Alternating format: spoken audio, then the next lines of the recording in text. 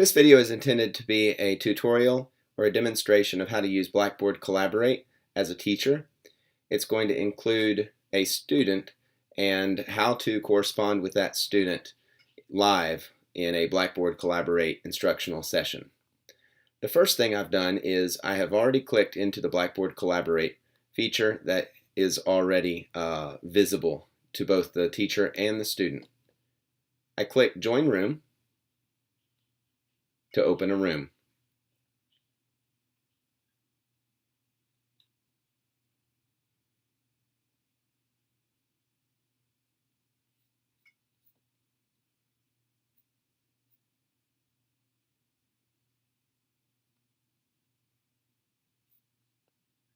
It appears that there was an error in the process. Let's try it again.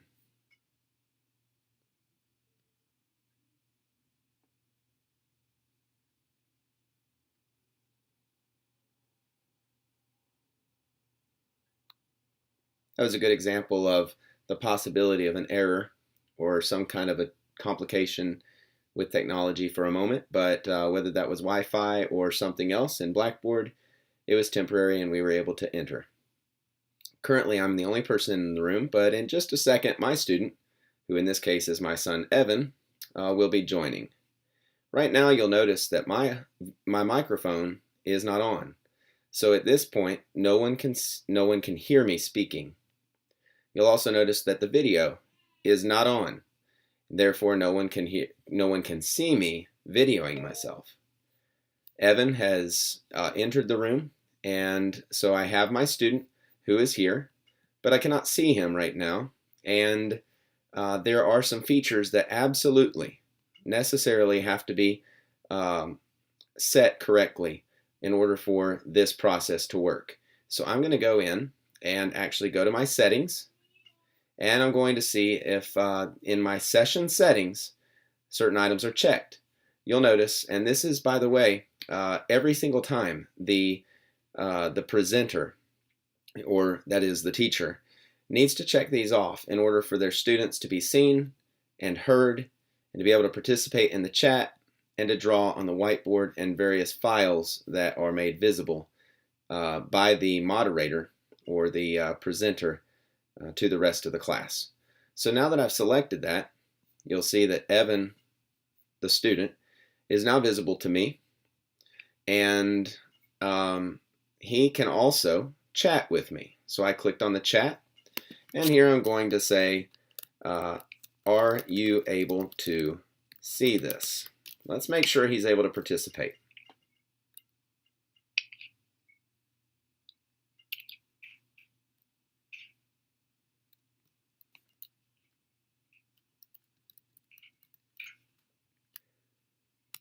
He should respond here in just a moment, but I'm going to test him here. Can you hear me? No, I can't. And that's because I have not shared my audio. He also cannot see me. Can you hear me now? Yes. Okay, and I'm going to set up my video. Okay. Can you see me now? Yes. Okay, thank you. And so the purpose of this chat over to the right is solely for the sake of being able to, for the students primarily, to be able to ask questions, maybe that the teacher could respond to without the student actually verbally saying anything. Now right now, Evan, you should have your microphone off. Is that correct? Yes. Okay. So obviously it came on right there for you to speak, but every time a student speaks, if prompted to speak, that student should click the microphone, which is this button here on their computer, to mute the audio. This is especially important if the teacher is giving a presentation. It's also important if you have multiple students in the room at the same time, because multiple students with their audio, a dog barks, a sibling cries, a parent says, "What are you doing?" And all of that could be heard through the computer and interrupt the teacher's presentation or a student's presentation, and it allows the process to be a lot more complicated and difficult to understand. So it's important that the students might understand Blackboard Collaborate protocol to have their audio muted while the teacher is speaking, it's also important that if they have a question, that they know protocol is to do what, Evan? If you have a question, just like in a real classroom, you should answer. Okay, I gave you the opportunity to speak with a microphone. Now click it off. And you know that if you have a question while the teacher is speaking, you should be able to click what while the teacher continues to speak, and he or she will know that you're asking a question. What is it that you are supposed to click in order to raise your hand to show to the teacher that you have a question while the teacher is speaking? Okay, so you'll notice that if a student has a question, they don't have to interrupt verbally. They don't have to use their microphone. They can raise their hand, and at this point I click lower hand, and Evan is going to hit his microphone and speak to me and say, I have a question. I have a question. Excellent job, my student. Now the question is answered, and he clicks his microphone once more to make sure that his audio is off and the teacher can present. Evan, I'm going to go ahead and have you also participate in an additional feature of the Blackboard Collaborate, and this one I think is kind of cool. It is called the whiteboard. So I'm going to share the blank whiteboard. And Evan, go ahead and click your microphone so that you can participate with me and explain whether or not you see that whiteboard in front of you. I see it. Okay. Up above, you'll see that there is a button to the top left that says Show View Controls when you hover over it. And it allows you to zoom in, to zoom out, and to have actual size. I'm also going to click, let's see, and there are breakout groups. You're already drawing, are you not, Evan? Is that you? Okay, your audio is not on, your microphone's not on right now. Okay, good. So Evan is drawing, he is able to interact with me, and right now, actually, I think that there we go. I had that error message. Now I can also type a text, and Evan, let me know if you can see that text. Yes. Okay, good. So for English teachers, this might not be as practical. Obviously, if I'm going to text or type something, I'm going to use the chat feature that I've showed you over here, shown you. However, if I'm a math teacher, this actually could be really important in order to show a math problem using using the pencil. So it might be difficult to draw in. I don't know. Maybe geometry could be used for this. And it be drawn in. You can also use the text, so maybe that's something you could interact with a student using, and the student could reply, then typing on his own what might go there. So different teachers in different content areas might find a different purpose for this particular whiteboard function. Then we can clear it, erase it all, and start fresh. There's also shapes. And again, over here, I noticed something that there are additional features of this where I can pull, and I can give a certain number of choices. And with this demonstration, I can say, hey guys, so let me know what you think if which character in Beowulf is the epic hero. Is it Beowulf, Grendel, or Grendel's mom? Beowulf being 1, Grendel being 2, or Grendel's mom being 3. Which answer do you think it is, Evan? Oh, Evan, who has not studied Beowulf at all, says that Grendel the monster, the demon character, the antagonist, is the hero. Oh, okay, there we go. The hero is named after Beowulf. So Evan changed his answer to option 1. This is actually something for the first time I've ever played with, and so that's kind of neat. You could verbally ask a question, get them to respond. It's a good formative assessment tool. The breakout groups, this is going to be something where a teacher could assign breakout groups, and this would probably take place over 30 minutes to an hour or more for a particular group project, and it would be something that a teacher could moderate or to supervise.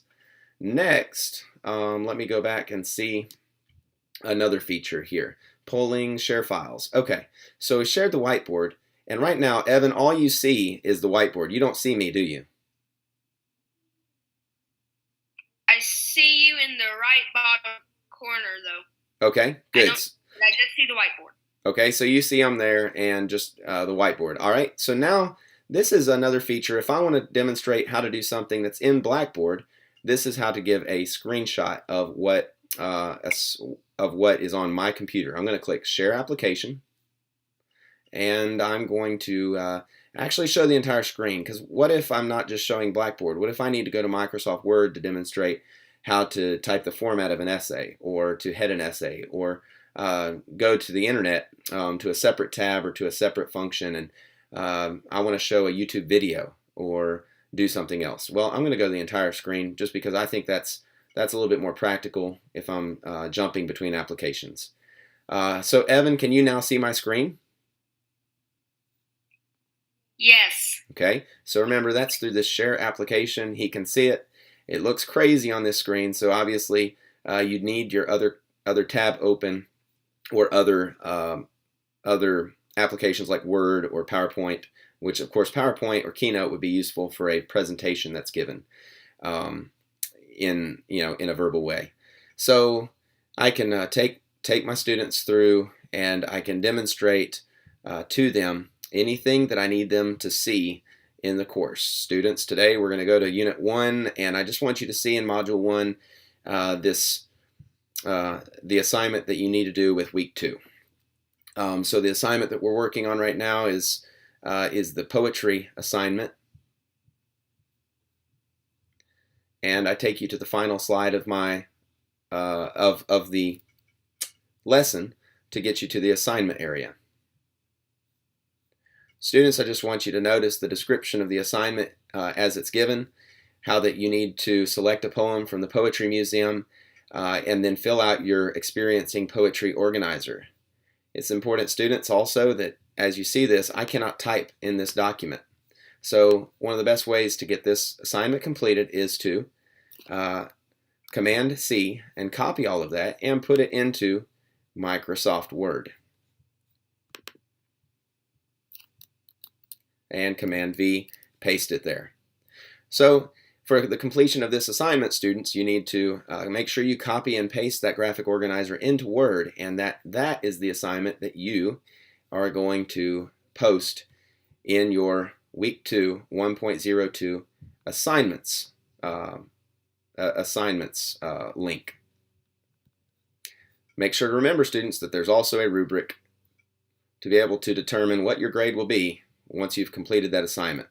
So make sure you review that so you get all 100 points for this assignment. Okay, so you've gotten a kind of a gist for why that might be, how that might be used. I suggested a second ago that you can give a PowerPoint presentation to a group of students, but also keep in mind that if you don't want to review that PowerPoint with students, but you want to share it with them to kind of flip through on their own, that I can actually grab the PowerPoint that I want to use, and I can drag that there. And Evan, are you able to open that?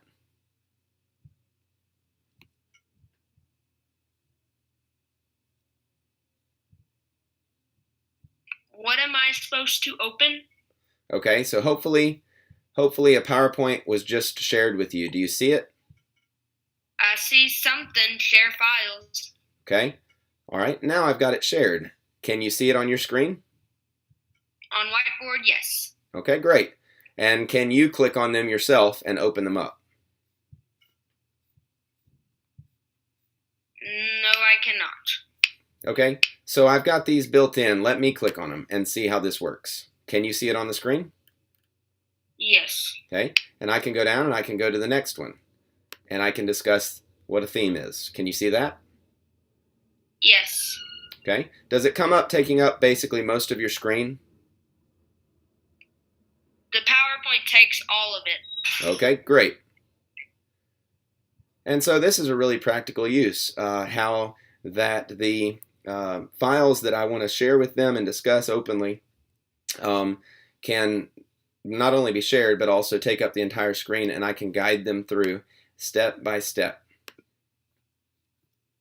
Okay, I'm going to stop sharing this document, and I've got just basically one last thing I want to do with Evan before we're done with this demonstration.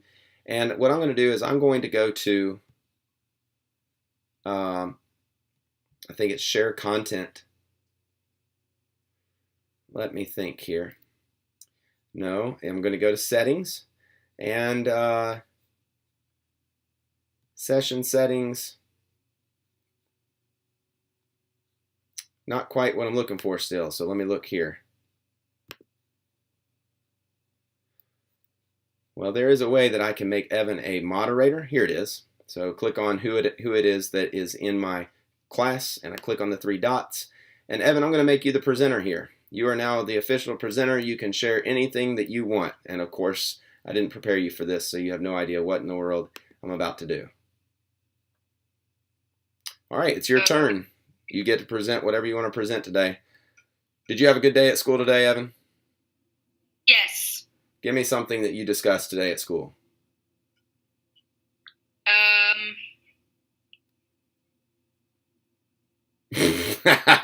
Busted. Didn't learn anything at all. All right. Thank you, Evan, for being my my guinea pig.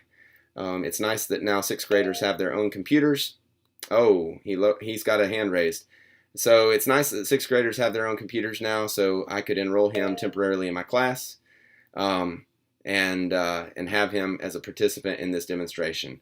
Are you playing, or do you actually have a question because you lowered your hand now? Playing. Okay. All right. Thank you, Evan. Say goodbye. And you may click out of your window.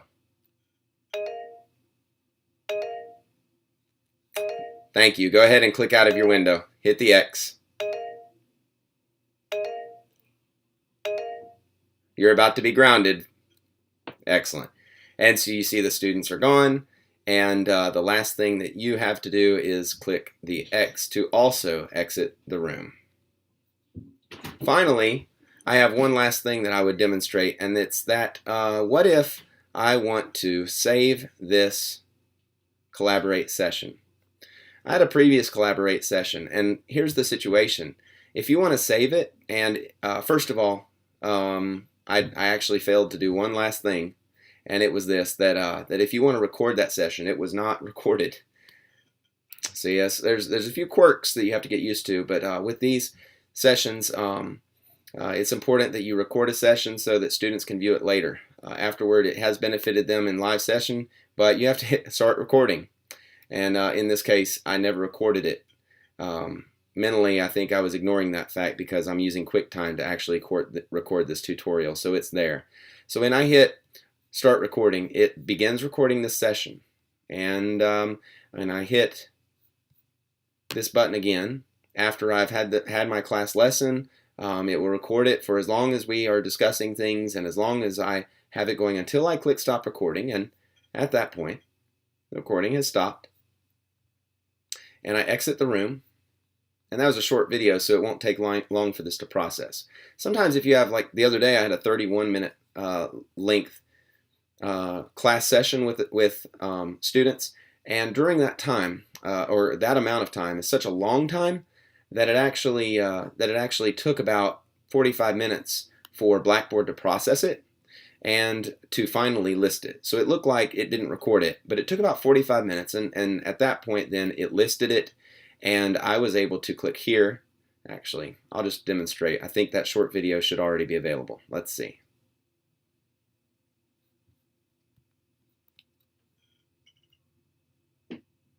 Nope, not quite.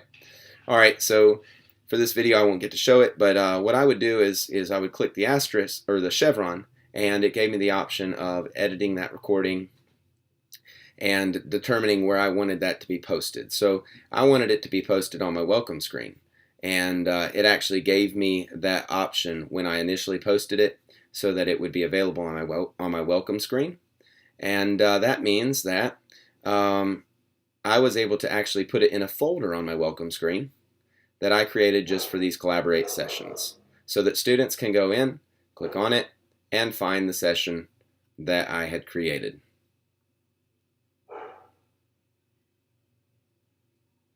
And so this is actually the end of my tutorial, and probably a hair longer than I wanted it to be, but hopefully covers some things that are very practical. In fact, there are about 5 or 6 features I just learned about in the process of doing this demonstration. Hope it's useful to you. Even my dog likes it, apparently.